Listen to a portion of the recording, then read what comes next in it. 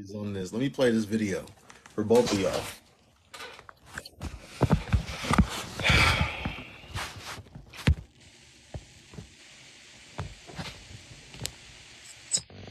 I think it's a dichotomy that we don't take into consideration of the baby boy effect, especially when we're dealing with mothers who have sons and were grooming their sons and raising their sons independently in the home before another male party was introduced. And a lot of times we don't talk about how women date their sons. And single mothers oftentimes do everything but fuck their sons. And they have that emotional stability that is built within the home. And that's the reason why I say, a single mother is a fuckboy factory. And the reason why I say that is because it's not that a fuckboy can't be birthed from a two-parent home, although it is, it's an abnormality, it's an anomaly of sorts that you would encounter a significant amount of subpar men that have been raised in destructive two-parent homes. But single women become so emotionally dependent upon their children, specifically their sons, that they will convince themselves that they don't need a man until they encounter the space from being alone to genuinely being lonely. And now we're having to deal with the imbalance that was set in the household because this boy is not your son, he is your man. When you want to cuddle, you go lay down with them. When you want some emotional time, you go watch movies with them. You touch them and you rub them and you massage them. And you do these things, everything that you would do to a man to suffice that. A lot of women even dress their sons like the man that broke their heart. This is tough. Well, but you are 100% right. So I think that's the dichotomy. Like, I'm not saying that your children shouldn't have weight in your relationship, right. But what I am saying that we have to look at it from an integral space. Like, why do they feel this way? Especially if you're dealing with a man-child who is uncomfortable with your new partner, and this man-child is not necessarily a little boy anymore. Like me, I have an adult son. I have a 21-year-old son. So they're and it's just been us for a very long time. They gonna hang you, nigga. What y'all think about that, man? Man, they gonna I never heard. I've heard men say things that echo some of the sentiments of some of what she just said, but I've never heard a black woman at that, give it up like that before. So, what do y'all think? I think they gonna hang you. They are coming to tussle. They coming to argue. They coming to fight. You better put your boxing gloves on today, partner, because I done seen some truth in it, and those are one of the devices I'm gonna stay away from it because that's some divisive shit for me. It's like cause I've seen it, so I'm like, damn, like she cracked the internet with this one. I'm gonna leave my opinions to myself. That's a tough one though, man. Hey, I'm not saying anything either. All I'm saying is I have never seen or heard a woman, especially a black woman, say what she said in that video, and I just find it to be interesting. Sergi, how are you doing tonight, Sergi? I hope everything is well with you. She the I'm smartest doing well. on the panel. Let's let the doc do this one. Go ahead, doc. You got Go ahead, Doc. I ain't fucking with it. I'll say there is a such thing as the parentified child, or people will say there's an adultification that occurs, but I think it happens. I think not even just a recent thing, but I think about even like with my parents' age, my father, and how he also was in a home where his father was absent and there was an expectation that he be the man of the house. And I think that happens commonly. Right. So I think it's not a foreign concept, but it was something historically that was often done. If you were the elder son, you bore the responsibility of caring for the family if the father was not there.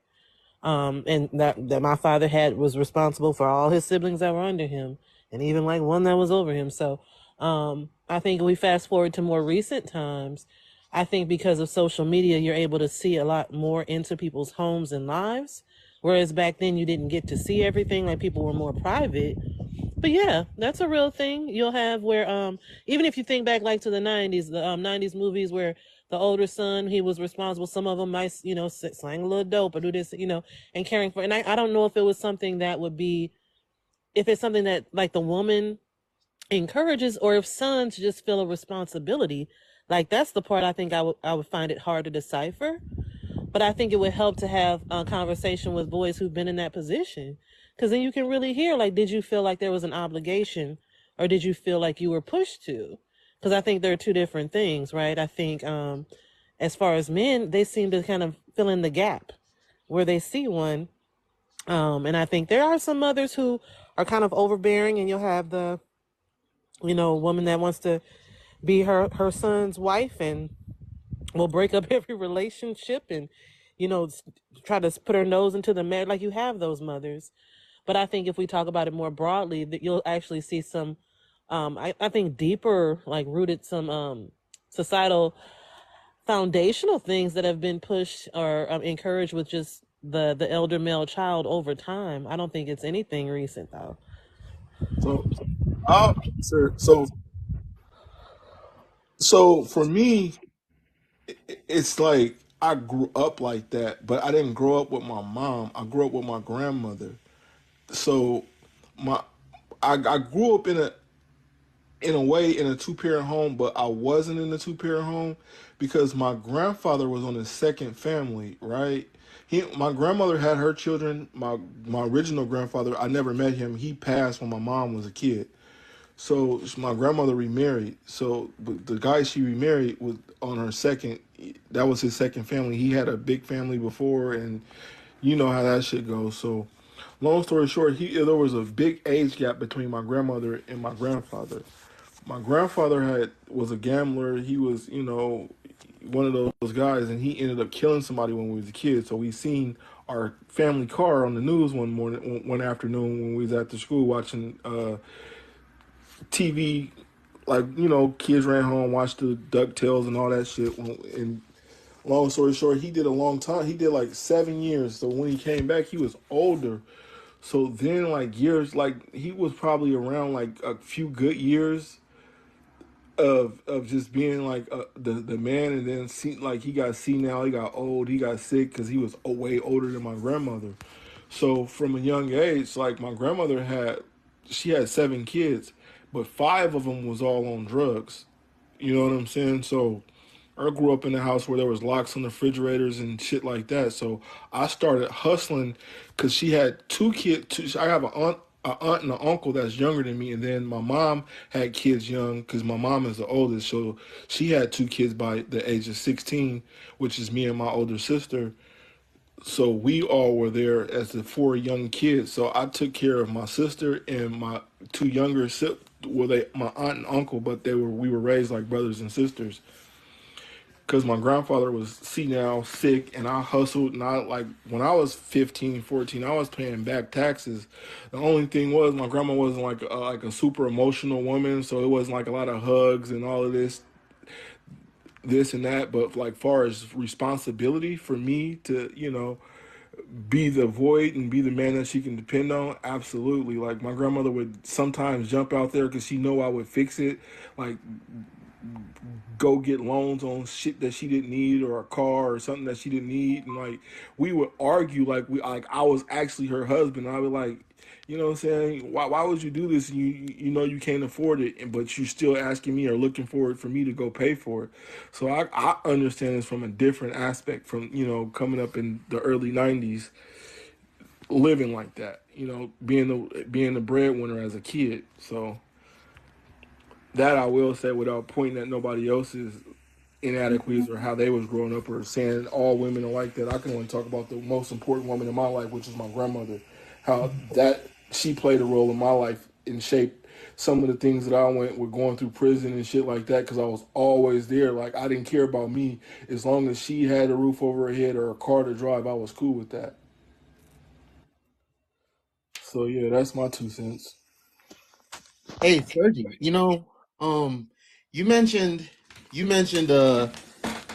talking, and Fat Boy, I guess, could kind of be one of those men that you're saying would be a good idea to talk to. I didn't think about it from that perspective. But my question to you, um, Sergi, is because I hear what you're saying, Sergi, but I think the only way that a boy or a young man, if you will even feel obligated or feel some sense of duty um, to step into a role larger than his age is if he really understands, the situation that he's in and what's going on. And I say that to say, you hear a lot of people that like grew up in poverty or didn't grow up in the best circumstances. You hear them say that I didn't even really know that I was poor, or I didn't even know that I was in a bad environment because this is all I knew. Like, I hadn't seen better. I didn't know that better existed. If it did exist, I didn't know what it looked like, and everyone around me was in the same position. So, I hear what you're saying, Sergi, but do you think a young boy, like even like a teenager, unless his mom really broke down, or unless like he had real life stuff happening, like being evicted, really going hungry, do you even think a lot of young boys are even going to understand what's going on to make them even feel obligated to like have to step up in a way like way much sooner? I think that it goes beyond like the one parent, right? So, since we're talking about single moms, I think about how I've heard conversations, not even in just single parent homes, but where children were given certain responsibilities. Like you may have the responsibility of caring for your younger siblings, you may have the responsibility of helping take care of the house or pay bills, and I've seen that between both men and women, who maybe were the oldest sibling, or if you were the only child, you still had to help and do it. But I think that there is a responsibility that's given. Part of that, I think, with us, and I think it is culturally, as far as African Americans, where our parents there was expectations for you to kind of step into the role of being self sufficient, right? So some of that is that you're going to have to know how to pull your weight. You're going to have to know what responsibility is. You're going to have to help, out around the house. And some of those things are going to include helping take care of your siblings. Maybe it may be paying the bill. It may be, doing something else. So that is a norm. Then you have the more specific stories where, yeah, there may be this. And I think, like I said, I think it's more of a societal thing, because I can think about like my father, for example, completely different generation. But there was men in the neighborhood. Like there was an expectation, you need to help your mama. She ain't got no help. And it wasn't like coming from her. It was coming from other men in the neighborhood. It was coming from other people from the family. Like you have a responsibility as being one of the older boys to help take care of your family and look out for your siblings. So while I think mothers can, of course, impart certain responsibilities to their children, I think that there's a common narrative in our society just for men. And I think specifically black men, when we think about our communities, where, yeah, for a lot of little, black boys, they don't get a chance in no childhood. You might have to man up sooner, and it becomes a norm. That's like I said. Well, I remember not even just stories, not even just seeing on TV, but in my own neighborhood, like where there were boys selling dope for their families, and it wasn't because their mom asked them to sell dope, you know, but they felt a responsibility to take care of their family, and so I think some of it is society. Damn, damn, that's tough. Oh What yeah. you what you what you got what you got to say to that, fat boy? Like, Black boys is the most least employed in our communities, and a lot of us, at 14, instead of trying to go get a job and help, we try to go get that fast money and think that that's the quick fix to the house, and it leads us totally different. Like for me, like you speaking to me and understanding the knowledge that I have and shit, I've always had that knowledge. I've always had that ambition and always had that drive. But I felt like I was never given the proper environment to use that. Like I didn't have to, I feel like I shouldn't have had to go the long route, go through prison, go through this, that, and whatever else I went through to get to be the person I was or I am, if I would have had the correct environment. Like if my mom was doing what she was supposed to do, or my dad was there, like a lot of that stuff, like it has an effect on me now when I be reflecting on life and like, damn, what if I really had a chance?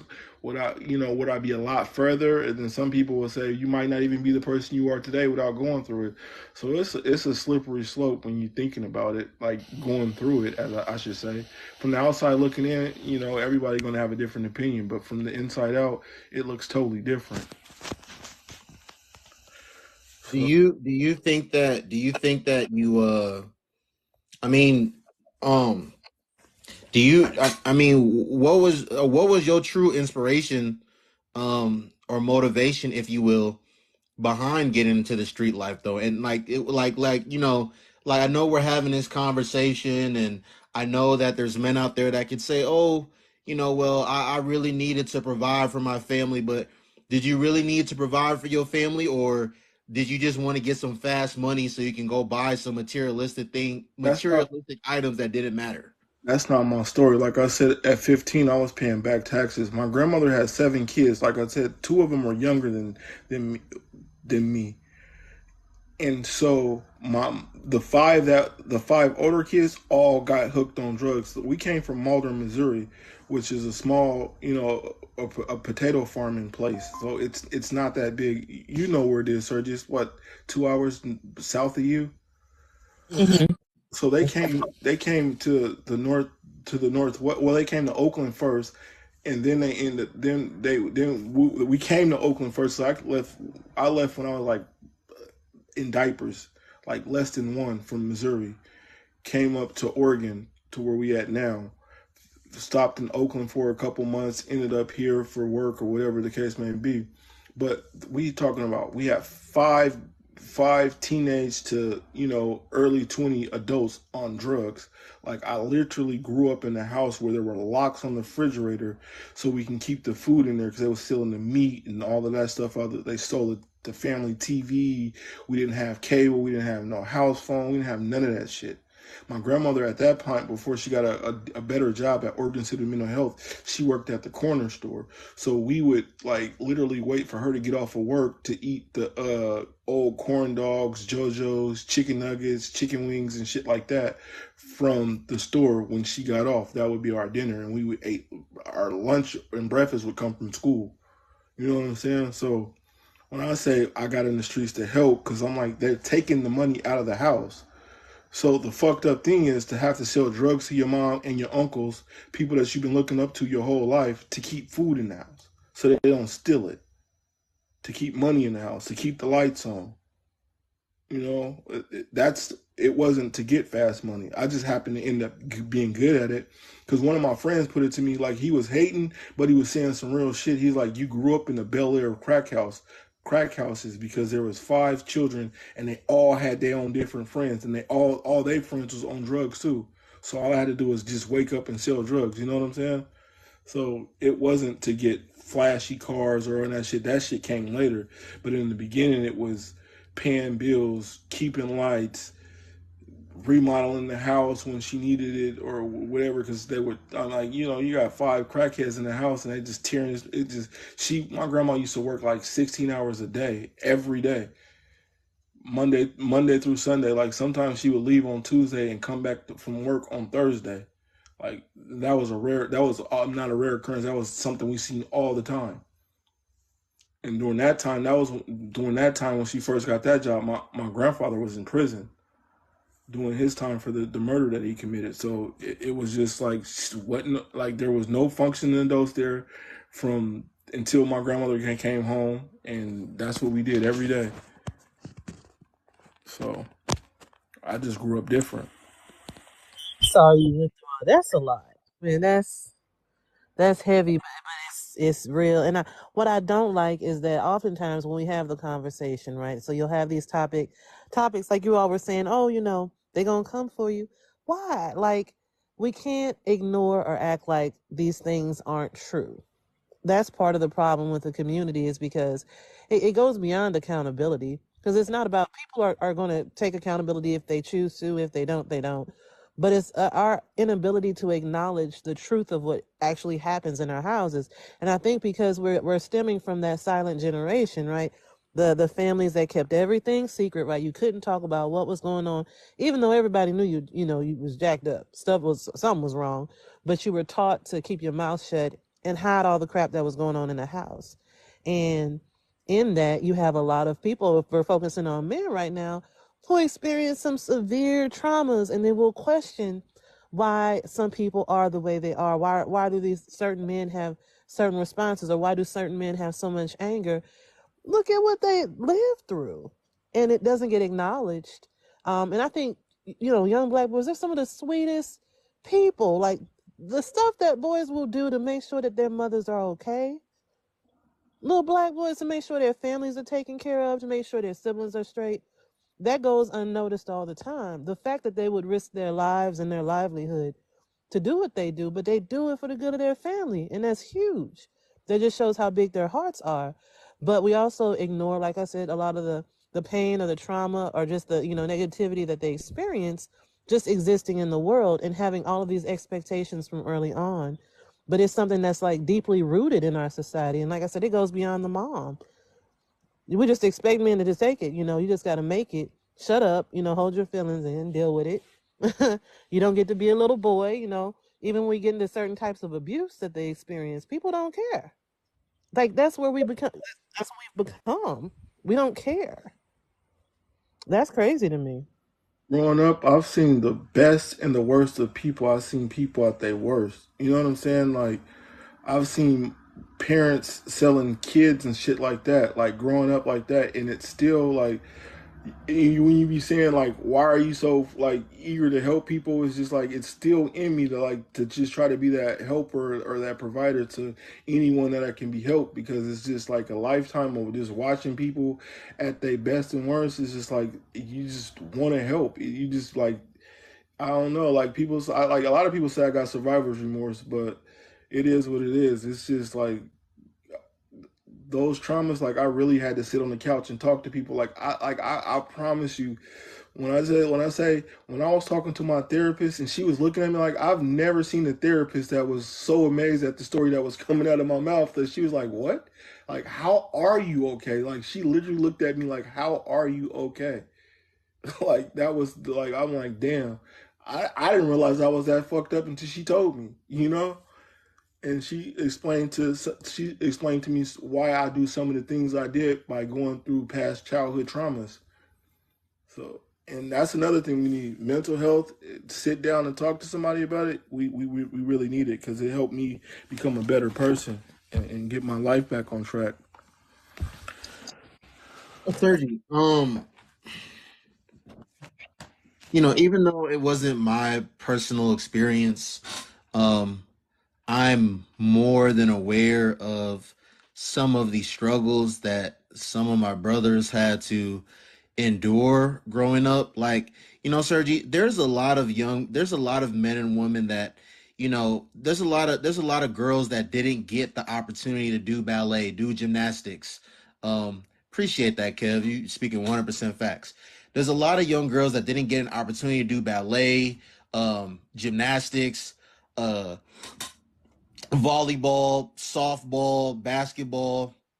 There's a lot of boys that didn't get a chance to play basketball, didn't get a chance to play football, be on the track team, um, just participate in different things and just have the experiences of, a lot of kids. Cause like you said, um, they had to like Hustler, like Fat Boy said, he was paying back taxes, or they actually needed to work to bring in money to pay bills.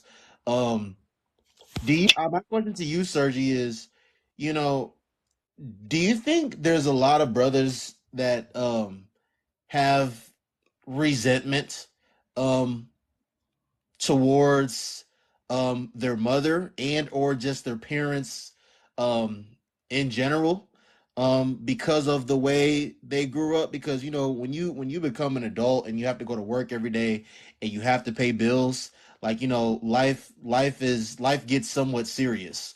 I remember there was a time where I was just a kid. I was just an athlete. I'm out here traveling the country playing in different basketball tournaments. I could only imagine if I didn't have the opportunities I had when I was a kid, and I had to start working when I was 12, 13 years old, and having to help my mom and or dad like pay bills in the household. The whole thing, Sergi, is like, think about having to live the life of an adult really from like 12, 13 years old, never getting the opportunity to just really be a kid and just kick your feet up and relax and be happy. So do you think there's a lot of men that got like resentment towards their parents because of that? I do. Hmm. I think it's an interesting dynamic, right? Because you'll have the stoicism, right? So you'll have these feelings kind of pushed down, and how I've noticed a lot of men just kind of push through and ignore the hurt, but it bubbles over. It comes out in some way. And I think it's inevitable. I mean, how can you not? How can you not, even though you may have desired to see your family okay and you took that, but just to have regrets, or even just the wondering, even if you don't regret it, just wondering what could have been. Because like I said, a lot of these boys, they sacrifice their future, they'll sacrifice their lives, they'll sacrifice their livelihood, they'll sacrifice so many things. And it's just having that constant, wondering what could have been, you know um, and then if you don't get to, like I say, unpack it, I know my uncles went through that, where they never got to talk about it because their mom kind of shut off. And like I said, it's that generation of people, like, you don't talk about that stuff, right? So that anytime they even tried to approach it, they never even got that resolved. They never got that closure. And they were some broken men. And these were men during the time, like, they went to Vietnam. They had all of these things on top of the childhood stuff, right? So they had to push all that down, and it came out in their lives, broken relationships, a lot of crime, anger, violence. And they're all gone. I don't even have any uncles living anymore on that side. That's how crazy it is. That's why I can speak to it, the severity, by seeing it in my own family. All my uncles are gone. I had 4 of them on that side, and none of them lived, I think, to past 60. Like, they all gone. So that stuff, it matters because we see it play out in the health and wellness of black men. Like, people will just write it off and say, well, that's just how it is. The life expectancy is this. We just have heart disease. We just deal with. No, that's not supposed to happen. But having that life of that stress, and all those things just built up, and nowhere to go, nowhere to let it out. It takes men out. It takes the men out of our community. So I don't know. Do you think Suzu, that and not just like young women, not just women my age, but even women your age, um do you think, even if the woman herself didn't grow up with both of her parents, or if she had a similar um story growing up, do you think that she should be mindful of dating men that grew up with a single mother, um or grew up with the story that we're talking about? Do you think that they should have certain cautions when dealing with these men? And I ask that because I've actually had girls telling me before that, if they really think about it, they've noticed that there's a difference between the men that they've dated or had situationships with, that um did grow up with both parents, and the ones that grew up like with a single mom or had mommy issues. I think you have to have a conversation. I think, not even specifically, like I say, coming from a single mom, because honestly, a lot of the men that I've seen come from single mothers, they tend to be, they're pretty strong men. Like, I can't say, that one is going to equate to the other. So I feel like you should be discerning, and you be vetting everybody. But I think if you're talking about dealing with a black man, you have to come in with the understanding of just the world that they exist in. Not just looking at, like, white supremacy, and we look at some of the systemic racism, and like how a lot of the structures have impacted them, but looking a little bit deeper into that, and how so many of these factors are just rooted into how we do family in terms of men and boys, how we do just life in terms of men and boys. I think somebody mentioned it in the comments. Just understanding that a lot of little black boys experience sexual violence. That's not like an outlier thing. That's not something that's uncommon. I feel like it's the majority, from what I hear. Just those things along, we take into the considerations when we talk about what that trauma means for women. We don't look at what it means for men, because, like I said, we're conditioned as a society not to care. If anything, people will pat a boy on the back for experiencing abuse. What does that do to the psyche, right? How destructive can that be? So I think if you're engaging, just black men, you come in with an understanding and a level of empathy on just educating yourself and understanding what it really can, or trying to understand, because I don't feel like we can fully understand, but try to understand what it means to be a man in this country. For real. And then from there operate from that space of empathy and understanding and open communication I and didn't cook. transparency. You want to go get something to eat? Yeah. What do you want to eat? Hustle loud. What you going to eat? So No, I didn't cook today, so I asked him where you want to go eat.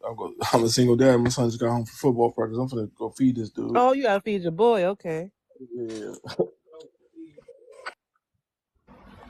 No, I hear you. No, I hear you, Sergi.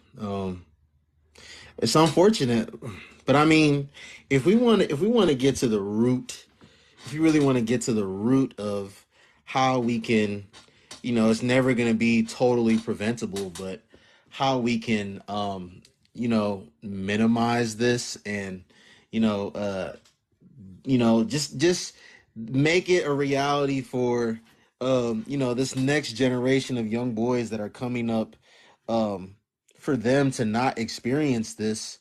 Um, what would you say? You talked about having discernment earlier. Some things that I could think of off the top of my head. Um, family planning. I don't know about you, Sergi, but from what I've seen and just from what the data and statistics show, I don't think family planning is something that's very prevalent in the Black community. Um, men being around and owning up to their responsibility as far as being there to or being in the child's life that they brought into this world. um there's a lot of different things, man, but this definitely has to decrease. I don't know. Like I said, those are just some things that can think of off the top of my head. But what would you say as far as like uh, making this less of a reality for a lot of Black boys and men? Um, I think it's an intuitive process. So I think if we're speaking from the vantage point of adulthood, it's knowing yourself, and I think with that comes the ability to be transparent and open and honest with others. I think a lot of people are still stuck in this place of like hiding or discomfort or insecurities, and they may say they're still trying to find themselves. Like you hear a lot of people say that, and I just think a lot of people aren't to the place where they can be just honest. Like a lot of people joke about it, when you get to a certain age, you don't care what people think anymore. You just are brutally honest. You'll just say what it is. You stop worrying about what somebody's going to respond to or how they're going to see you. And I think that's the place where people need to get, because that's the part that allows you to really know your areas of growth or areas of concern. And that's where you'll learn how to tackle those issues. So that can be something like, if you know you're bad with money, right? Instead of being like one of the people on here where everybody's a six-figure earner, right? Everybody's like hiding under this cloak, but we know statistically that can't be true. But that's what people say. Those types of things, like people can't, when you can't be honest about those simple things, you'll miss the opportunities for help to grow and actually get to the place that you desire to be.